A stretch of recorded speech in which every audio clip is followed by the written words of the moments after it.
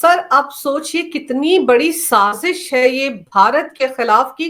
फरीदाबाद जैसी जगह पर एक कमरे में 300 किलो विस्फोटक बरामद होता है। छापा मारती है जे.एंड.के पुलिस हरियाणा पुलिस के साथ मिलकर और एक डॉक्टर के घर से ये मिलता है।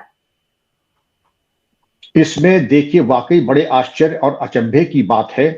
मैं आपको ले चलता हूं ऑपरेशन सिंदूर के बाद जब इनको नेस्तनाबूद किया था इनके टेरर कैंप्स को, तो जैश ए जहां अजहर मसूद जिनके सदर हैं और विश्व के चरमपंथियों में उनका शीर्ष स्थान है, सबसे चोटी पर अजहर मसूद है। और अजहर मसूद के ही ये चेले चपाटे हैं, क्योंकि इनके जैश ए मोहम्मद के पोस्टर लगाने में जो कश्मीरी डॉक्टर सहारनपुर से गिरफ्तार हुआ, आदिल अहमद राथर MBBS MD, जिसकी चर्चा हम लोग कर चुके हैं, ये जनरल मेडिसिन का MD भी है, MBBS होने के साथ साथ ये MD भी है। और जब ये जैश ए मोहम्मद के पोस्टर लगाने के आरोप में ये गिरफ्तार हुए, तो कश्मीर मेडिकल कॉलेज के इनके लॉकर की जब तलाशी ली गई, उसमें आप समझिए ऑटोमेटिक असॉल्ट राइफल AK-47 बरामद हुई। AK-47 कोई छोटी मोटी राइफल नहीं, AK-47 बरामद हुई।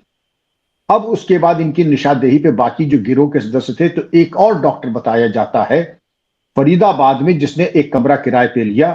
मकान मालिक ने केवल यही कहा कि आप इसमें सामान रख सकते हैं। इसने अपने सामान में मुजाहिल शकील नाम है इसका, मुजाहिल शकील, इसने 14 बोरे लाके रखे। पुलिस की बरामदगी में यहां से भी एक दूसरी असॉल्ट राइफल AK-47 बरामद हुई, 84 कारतूस और पिस्तौल आदि भी बताए जाते हैं। इतनी भारी संख्या में जब हथियार और ये बोरों में सामान आ रहा है, यह भी बताया जाता है कि बड़े संदिग्ध लोग इससे मिलने आते थे फरीदाबाद वाले से, जिसका कि नाम मुजाहिल शकील है। तो क्या जरूरी नहीं समझा मकान मालिक ने? मैं दोनों जगह सावधान करना चाहूंगा, सहारनपुर में भी फरीदाबाद में भी, जब इस तरीके की कोई संदिग्ध बातें होती हैं कि सहारनपुर वाले ने तो वहीं पर निकाह भी कर लिया, क्या पुलिस को इसकी जांच वेरिफिकेशन की जरूरत नहीं समझी कि इनकी वेरिफिकेशन करा ले? एक सामान्य प्रक्रिया है कि बाहर से कोई भी व्यक्ति आता है उसका सत्यापन होना जरूरी है। किराएदार आप हो मैं हूं, अगर किराए पे देते हैं किराए पे लेते हैं, दोनों ही परिस्थितियों में सत्यापन होना जरूरी है। सत्यापन अगर कराया गया होता तो शायद ये चीजें थोड़ी रुक सकती थी, और हो सकता कराया भी हो लेकिन आधा अधूरा सत्यापन रहा हो। लेकिन एक दो तीन चीजें हम लोग समझ लें। पहली चीज, जैश ए मोहम्मद ने अब बहुत पढ़े लिखे प्रोफेशनल्स को हायर किया। ये इनका गियर शिफ्ट है, टेक्टोनिक शिफ्ट है। पहले तो अनपढ़ नौजवान ला करके जिहादी बना दिए और मदरसों में डाल करके जिहादी बनने के बाद उनके हाथ में AK-47। अब डॉक्टर जिनके पास पोस्ट ग्रेजुएट डिग्री है, MBBS MD की डिग्री है, उनको AK-47 थमा दी और उनको चरमपंथी गतिविधियों में सहारनपुर में निकाह पढ़ा दिया लोकल लड़की के साथ। तो आप समझ सकती हैं कितनी शातिर दिमाग से। व्यवहार इतना अच्छा था उसका, लोग बताते थे बड़ा मिलनसार, बहुत पोलाइट, लेकिन ये सिर्फ एक छदम था और ये एक आवरण था किस तरीके से घुस करके। अब हम विस्फोटक की बात कर लें। 300 किलो एमोनियम नाइट्रेट का मिलना यह उतना ही घातक है जितना 1.5 क्विंटल TNT ट्राई नाइट्रोटोलुइन का मिलना है। मारक दूरी यह बताते हैं कि जिस देश काल परिस्थिति में इसका इस्तेमाल होता, अगर बहुत बंद जगह पे, तो 100 मीटर तक ये बिल्कुल चौरस कर देता। 100 मीटर की परिधि में सब कुछ, 100 मीटर बहुत होता है। आप अंदाज लगाइए कि क्रिकेट पिच के 5 गुनी 6 गुनी ज्यादा, क्रिकेट पिच के 5-6 की परिधि में जो कुछ जूता सब चौरस को, अगर कहीं मॉल में हो, कहीं स्कूल में हो, अस्पताल में हो, और या कहीं ऐसी पूजा स्थल पे हो, या अभी एक किसी विशिष्ट व्यक्ति का आवागमन पद यात्रा चल रही है दिल्ली NCR से, तो आप वहां पर सोच सकती हैं। तो इसके जो भयावह परिणाम होते, 150 किलो TNT ट्राई नाइट्रोटोलुइन हो, या ये अगर 3 क्विंटल हो इसके विस्फोट से। अच्छा, ये चरमपंथियों का, टेररिस्ट का ये फेवरेट सर्वप्रिय विस्फोटक है, क्योंकि आसानी से मिल जाता है। किसान इसको खाद में इस्तेमाल करते हैं। और पेरिस में जब इसका इस्तेमाल हुआ था, बेरूत में इसका इस्तेमाल हुआ था, तो पेरिस में ये बताते हैं कि हालांकि वहां टनों में इस्तेमाल हुआ था, किलो में नहीं, टनों में, तो 5 किलोमीटर दूर तक की खिड़कियां चटक गई थी। इतना इसका घातक इसका विस्फोट होता है और इसकी मारक क्षमता बहुत बहुत ज्यादा है। ये तो हमारी इंटेलिजेंस फोर्सेस, पुलिस की कामयाबी है, जिसके लिए मैं उनको बधाई दूंगा। लेकिन बात यही समाप्त नहीं हो जाती, इससे बहुत बड़े सबक लेने की पूरे भारत को जरूरत है। हमारी इंटेलिजेंस एजेंसीज को अब अपने काम को और उच्चीकरण करना होगा। मसलन कोई भी बाहरी व्यक्ति आता है तो उसका सहारनपुर में कहते हैं एटीएस का दफ्तर यहाँ क्यों खुला? अब एटीएस का दफ्तर जहां रोगी है, बीमार है, अस्पताल तो वहीं खुलेगा। जहां इस तरीके के लोगों का आवागमन होगा तो वहीं पर तो एटीएस खुलेगा।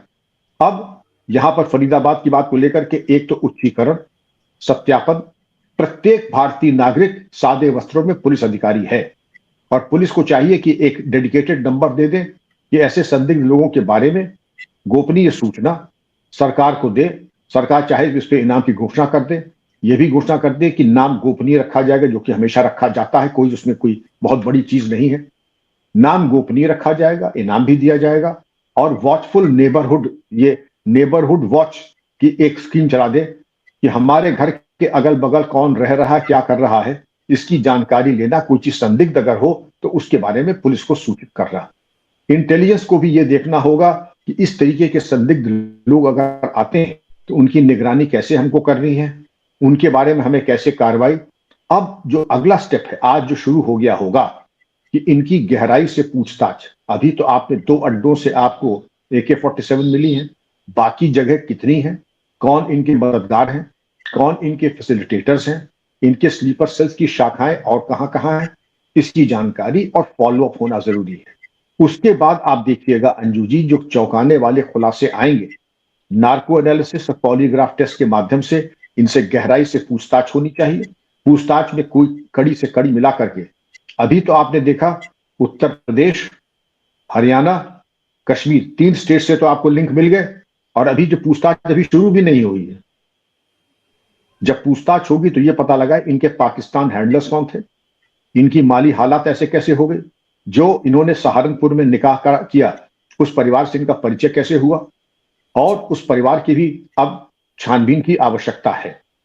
तीसरी चीज, जो इन्होंने एम्प्लॉय किया, जो सुपर स्पेशलिटी अस्पताल सहारनपुर का है, अब वो जांच के घेरे में आना चाहिए। उन्होंने बिना वांछित सत्यापन के इनको नौकरी कैसे दी। और इन तमाम चीजों के बाद आप देखेंगी कि आपको इतने तथ्य मिल जाएंगे और इतनी मुफीद जानकारी मिलेगी कि आप बहुत ज्यादा और इनके स्लीपर सेल्स और संगी साथी चेले चपाटों और इनकी जो चौकड़ी है उसके सफल अनावरण भी होगा, बरामदगियां भी होंगी। सर, सबसे चौंकाने वाली बात तो यह है कि जम्मू कश्मीर के अनंतनाग का एक डॉक्टर पहले दिल्ली आता है, फिर सहारनपुर पहुंच जाता है उत्तर प्रदेश के। फिर आप सोचिए दूसरा डॉक्टर जिसके घर से इतना सारा अमोनियम नाइट्रेट मिला है, सर आप सोचिए वो भी फरीदाबाद जो कि दिल्ली से सटा हुआ इलाका है वहां पर जाकर ठहरता है। तो इनके सर खतरनाक इरादे रहे होंगे ना, यूपी को भी टारगेट करना, दिल्ली को भी फरीदाबाद में रहकर टारगेट करना। तो इनके तो डिजिटल फुटप्रिंट्स पता नहीं कहां कहां तक पहुंचेंगे। बिल्कुल, डिजिटल फुटप्रिंट्स और प्रॉपर इन्वेस्टिगेशन के बाद ही फरीदाबाद तो एनसीआर है ही है। एनसीआर में ही धीरेन्द्र शास्त्री जी की पदयात्रा निकल रही है। ऐसे तमाम आयोजन चल रहे हैं जिनके ऊपर ये आक्रमण कर सकते थे। ये श्रद्धेय धीरेन्द्र शास्त्री जी वाकई एक प्राइम टारगेट है चरमपंथियों के। तो आप सोच सकती हैं कि इनके टारगेट में ये हो सकते हैं। इनके पास विस्फोटक अमोनियम नाइट्रेट के साथ साथ इनके पास असॉल्ट राइफल्स और कारतूस, इनके पास पिस्तौलें। आप ये समझ सकती हैं कि इन्होंने पूरी तरीके से, अगर फरीदाबाद में 3 क्विंटल तो आपने बरामद कर लिया और अभी और कहां कहां बरामदगी होगी ये अभी मालूम नहीं, लेकिन इसकी प्रबल संभावना है कि मान के चलिए कि फरीदाबाद के अलावा भी इन्होंने भंडारण अपना किया होगा, स्टोरेज की होगी विस्फोटक की, और जहां इनको मौका मिलता है ये कर लेते। लेकिन सवाल ये उठता है कि 3.5 क्विंटल अमोनियम नाइट्रेट को जेब में रख के तो नहीं ले जाएगा। अगर बोरों में लेके गए थे तो मकान मालिक की जिम्मेदारी थी कि पुलिस को सूचना देते कि बोरों में एक कश्मीरी आदमी क्या ला रहा है। ये तो एक मोटी सी बात है, एक बिल्कुल कोई अनपढ़ आदमी समझ जाता कि ये चीजें सस्पिशियस नहीं है। दूसरी चीज जो थी कि इसके बारे में इस व्यक्ति जो फरीदाबाद वाला है, मुजाहिल शकील, इससे संदिग्ध लोग आते थे, इसलिए किसी से मिलता मिलाता नहीं था। कुछ संदिग्ध लोग आके इससे मिलते थे, संदिग्ध लोग अगर आते थे ये किसी से मिलता मिलाता नहीं था। इसकी गतिविधियां पूरी तरीके से शक के दायरे में थी। तो क्या ये जरूरी नहीं था अंजू जी कि इनसे पूछताछ की जाए? मकान मालिक को खुद शिकायत करनी चाहिए थी। इसीलिए मैं चाहूंगा कि प्रत्येक भारतीय नागरिक अपने को पुलिस अधिकारी माने, सादे वस्त्रों में, और अपनी जिम्मेदारी को समझते हुए देश हित में कोई भी चीज अगर ऐसी संदिग्ध आती है उसकी तत्काल सूचना पुलिस को, थाने को, और जो गोपनीय नंबर है पुलिस कंट्रोल रूम को जरूर दे दें। निश्चित मानिए आपका नाम गोपनीय रखा जाएगा और पुलिस विभाग से मेरा यह आह्वान है, आवश्यकता अनुसार ऐसे जागरूक नागरिकों को अलंकृत और पुरस्कृत करने पर भी विचार करें।